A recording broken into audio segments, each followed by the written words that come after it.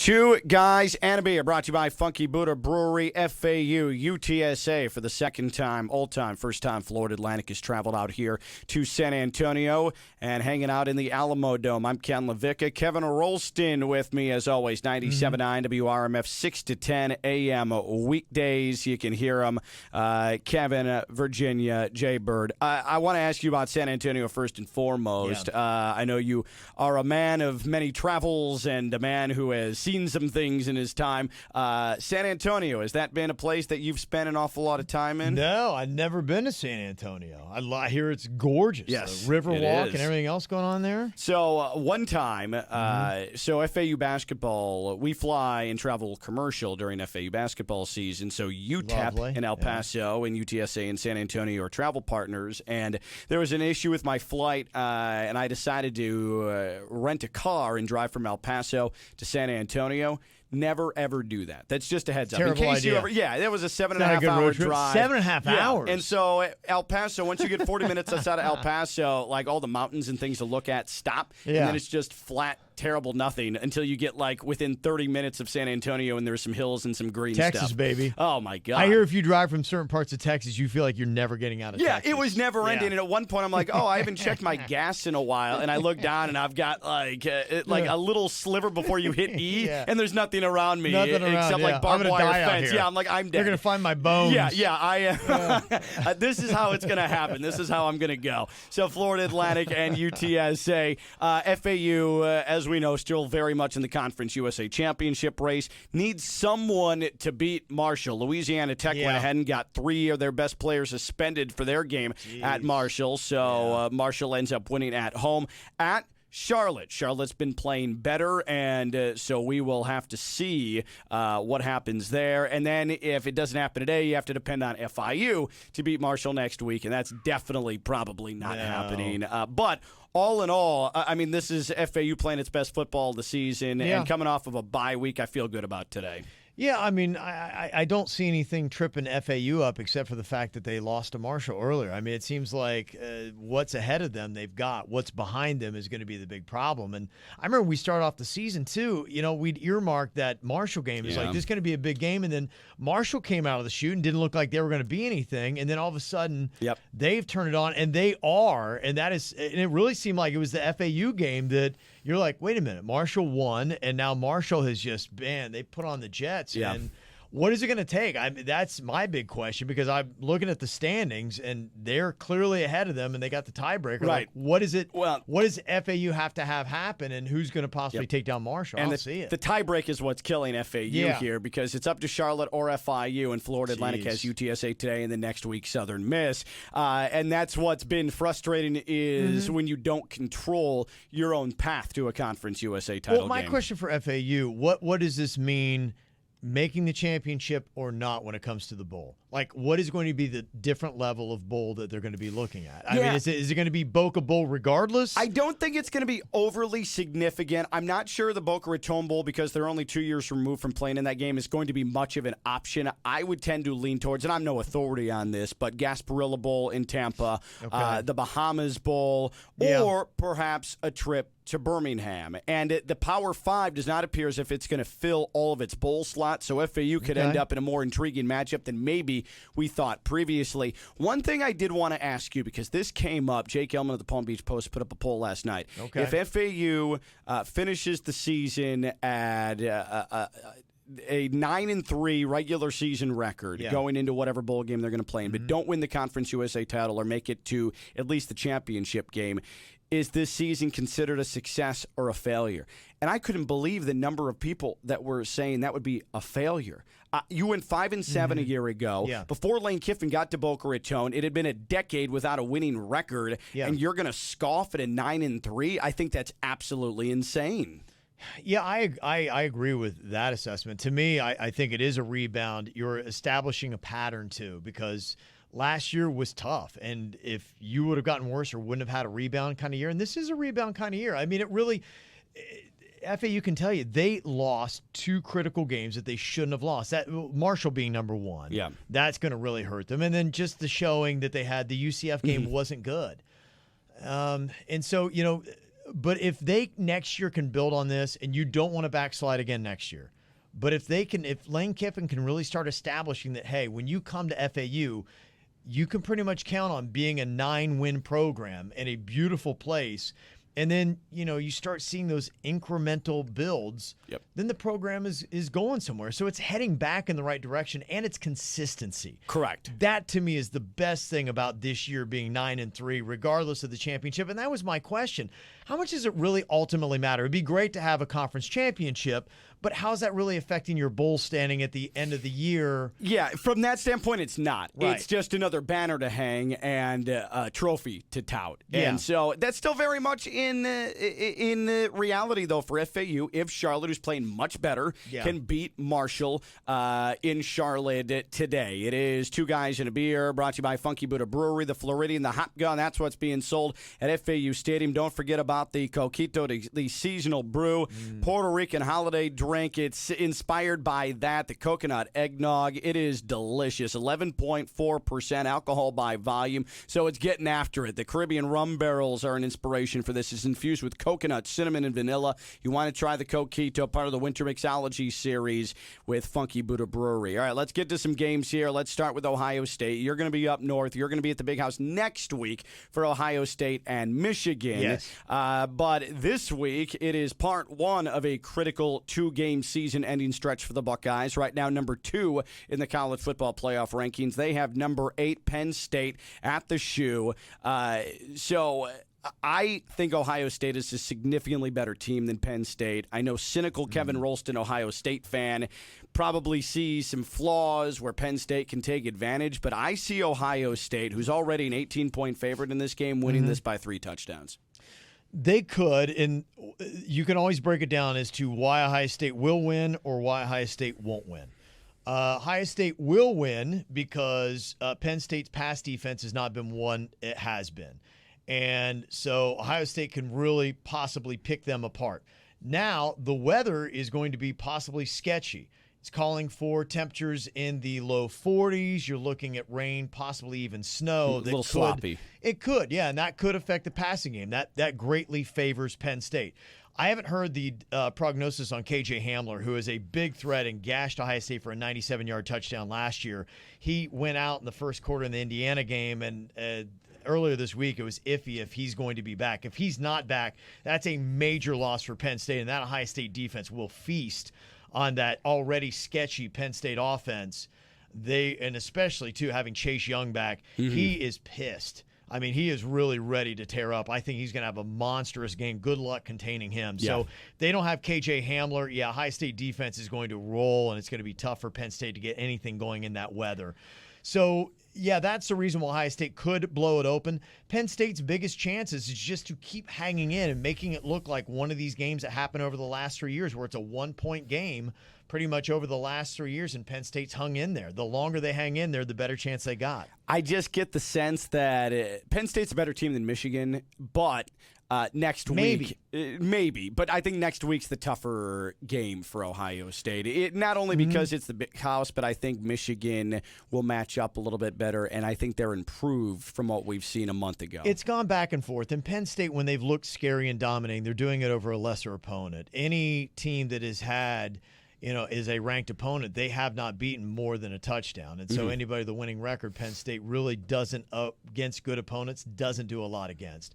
I do like Ohio State in this game. I think that they probably will, but it's Penn State, and so you never know. The one thing that a lot of Buckeye fans talk about is James Franklin and his in-game play calling, and they really point out a lot of errors he has made where Penn State really should have had more wins against Ohio State over the last 3 years. And Ohio State fans love to watch Penn State games and point out what a bonehead he is in some of these games. And that will be the interesting thing to me, is seeing where Ryan Day, really in his first true matchup against somebody else, this is where things for Penn State, you talk about the narratives that happen even outside of just a win or a loss, that if Ryan Day does the kind of stuff that makes James Franklin, again, look silly, Penn State is really going to start talking, because remember the grandstanding that he made last year saying Ohio State is an elite program and Penn State is only good. and we need to get to elite. Well, maybe you're the one who's making it good and not elite. If a new Buckeye coach comes in and makes you look foolish in this game, things could get really loud in Happy Valley. Yeah. It would be anything but for James Franklin if he pulls a boneheaded move in this game. When you start saying things like that, you run the risk of you becoming the common denominator, and I agree with you. If Ryan Day's making those in-game adjustments, you start developing the reputation. You're good pregame preparation and you can recruiting recruit. like James Franklin does, but in-game, if you can't get it done, then that starts to become problematic. And do you like losing to Ohio State every year? Every single year, because then you turn into Jim Harbaugh, and that's not real fun for him right now. Right. It's going to take elite from either Penn State or Michigan to probably beat Ohio State where they are right now. Tua. Should he have been in the game, down 35-7, final 2 minutes of the first, or up 35-7, final 2 minutes of the first half at Mississippi State? Well, I mean, now that you know the prognosis, no. But going back in that moment, you can't hate too much on a coach who has him in there. You're still in the first half. And Ryan Day was asked the same thing because he still has his starters in for the first series against Rutgers. And I think it was 42-7, something like that. But he's like, hey, look, Rutgers turned it around. They scored a touchdown on us right away. You don't know. And you're a coach that you have to put the hammer down and win the game. And you see situations like what happened even that night with Oklahoma and Baylor, where they're up big. And these coaches know. They've been in those situations, and they have that sticks in their hearts. They know how easy it is for momentum to take over. And next thing you know, a game that you thought you owned, like Baylor did on Saturday night against Oklahoma, what do you know? All of a sudden they're in it. Alabama, you want to put the hammer down. You want to practice the 2-minute drill, and you can't practice it the same way in practice. And Tua wants to be in there, and you want to put the hammer down. It's not even halftime. I don't think you can ever get on a coach for having the first team in still in the first half. I think that is all extremely well said, and I agree with you on all points, especially a team like Alabama. In game situations, 2-minute drill, you never get that opportunity because you're always playing in a 50-point game. You can't, and you also can't coach with the, oh my God, this guy could get hurt type of mindset. That's a loser way to coach. You can't think that. Yeah, you can't be paranoid like that. And we know Saban's not.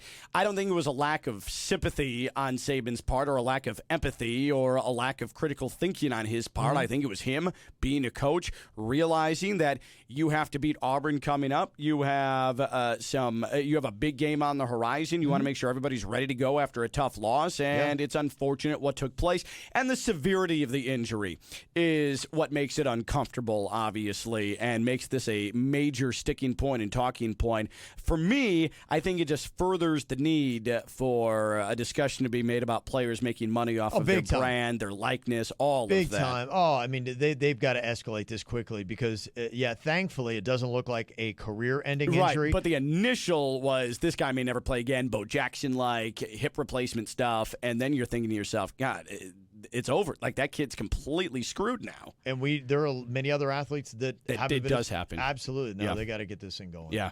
Kevin Rolston, Ken Lavicka, and it is Two Guys and a Beer, brought to you by Funky Buddha Brewery, Florida Atlantic, UTSA, coming up at the top of the 6 o'clock hour Eastern time. Of course, Kevin, KVJ Show, 97.9 WRMF, 6 to 10 a.m. weekdays.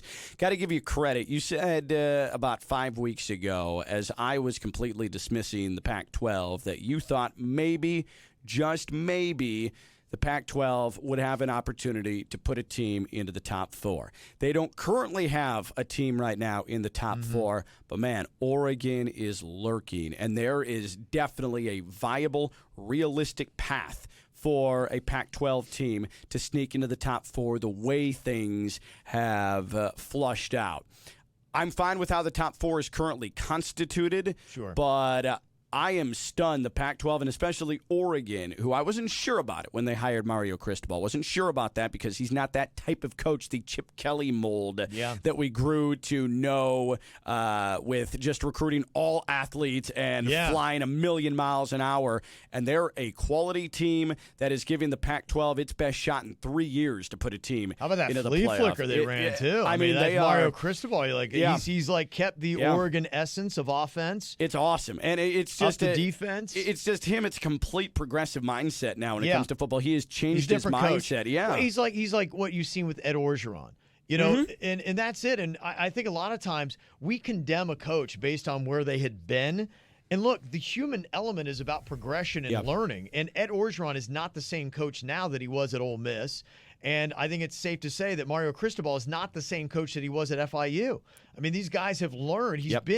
They've both been in places where they could learn. Mario at Alabama, Orgeron had been through USC and other places where they are able to learn, and they take those things with them. They're better coaches. Even Lane, from that standpoint, when he was at USC, it's pro style, work under center, occasionally out of the shotgun, throw intermediate passes, have Reggie Bush and Lindell Waite run it out of the backfield, and now it's tempo, it's jet sweeps, it's throwing it to the edges, drawing the defense out there, then hitting you over the top. It's just a completely different mindset now, and the coaches that are able to adjust, they're the ones that succeed. The ones that have a little bit of a tough time, we just talked about James Franklin, who I think is a little bit too stubborn when it comes to how he tries to organize his offenses. Mark D'Antonio, they're the ones who will win occasionally, but they're not consistent winners. Kirk Ferentz is another one if you want to stick in the Big Ten. With Why are these all of Big that. Ten guys? I know. I think there's a common denominator with that league and some of the old schoolers there. Top four, you've got LSU number 1, your Buckeyes at number 2, Clemson, and then Georgia. A couple of times I've heard Paul Feinbaum this week say LSU, this is the last time they'll be number 1 up until the selection show. I don't think that's any fault of their own. I think even if they win the SEC title game, Ohio State via wins over Penn State and Michigan would automatically become the number 1 overall seed going into the college football playoff. I'm fine with this playoff. Some have an issue with Georgia. I'm okay with Georgia at 4. Well, this is, to me, the Armageddon situation for college football is you get LSU and Georgia to the SEC championship and Georgia wins. Yeah. And then what do you do? And this is where it gets really messy, where you've got a one-loss LSU, you've got a one-loss Georgia, you've got a one-loss Pac-12 champ, you've got, let's say, Oklahoma that goes on as a Big 12 champ with one loss. This is where it starts to get really ugly. And you got the SEC people are saying, we deserve schedule, blah, blah, blah. People outside the SEC don't feel the same way. And then this is a real great year to set up for the people who want those 8 teams. Say, how do you leave out 2 conference champs that have one loss that are legitimate players? You're going to put in LSU that has some good wins and a loss over a good Georgia team. And then you arguably have Georgia, who has got a terrible loss now against South Carolina. Yeah.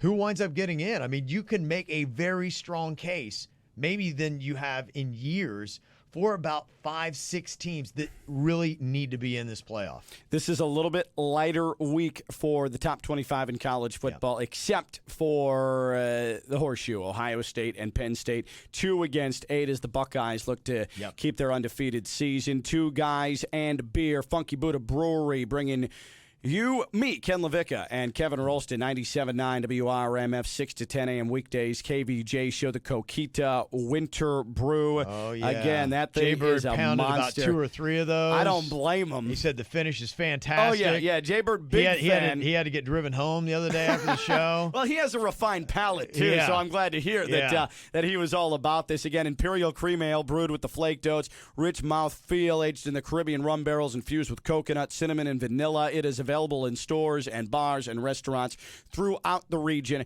and throughout the state.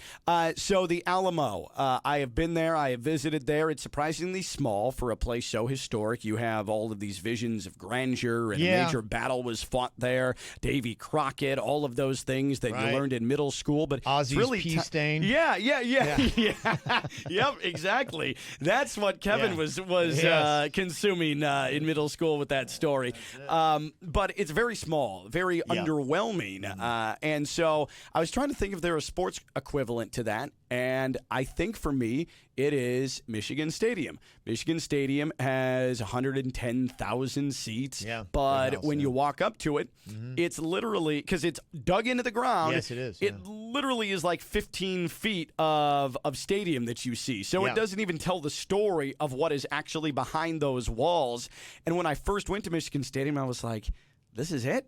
Yeah. This is really it. And there's not a ton of atmosphere there. There's just there's not. It's the way that it's built. First of all, Michigan people are pretty lame on top of it. Lame people, period. They're just completely lame people. They're not fun at all. And so, they make no noise really, and they don't do a whole lot, and they're completely boring. And that stadium, the way that it opens up, any noise that they would make goes straight up. Yeah. And so there is no atmosphere there. So it's never a threat for, an imposing team coming in. So Michigan Stadium is the Alamo of college football. I'll take it. Yeah. I think that's the apt comparison. Kevin, thank you, brother. Much appreciated. And enjoy your Thanksgiving, and we'll talk to you prior to, hopefully, Conference USA Championship game. Absolutely. Kevin Rolston, KVJShow, WRMF 97.9, 6 to 10 a.m. weekdays. I'm Ken Lavicka. Thank you to Funky Buddha Brewery. When we come back, more pregame on the way. FAU, UTSA. It's Florida Atlantic football from Learfield IMG College.